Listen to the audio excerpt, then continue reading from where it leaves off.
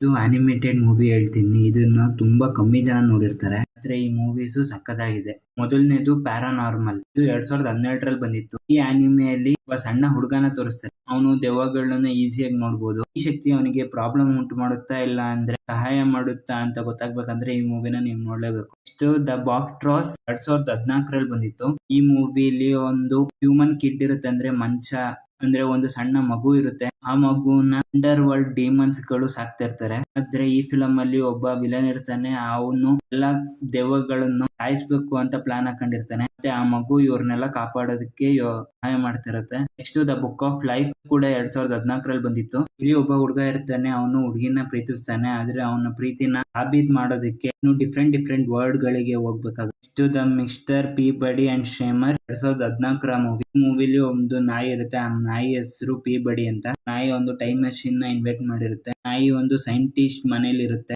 ಮಗ time machine ನಲ್ಲಿ ಆಟಾಡ್ತಾ ಇರ್ಬೇಕಾದ್ರೆ ಏನೋ ಒಂದು ರಾಂಗ್ ಆದ ಬಟನ್ ಒತ್ತಿ ಬೇರೆ ಜಗತ್ತಿಗೆ ಹೊರಟುಬಿಡ್ತಾರೆ. Next the Kubo and the Two Strings 2016ರಲ್ಲಿ ಬಂದಿತ್ತು. ಇದು ತುಂಬಾನೇ ಚೆನ್ನಾಗಿದೆ. ಈ ಮೂವಿಲಿ ಕುಂಬಾ ಅನ್ನೋ ಹೆಸರಿನ ಹುಡುಗ ಇರ್ತಾನೆ. ಅವನು ಸುಮಾರು ಡೆವಿಲ್ ಗಳನ್ನ ಸಾಯಿಸ್ಬೇಕಾಗಿರುತ್ತೆ. ಅದೇ ಅವನ ಕೆಲಸ ಆಗಿರುತ್ತೆ.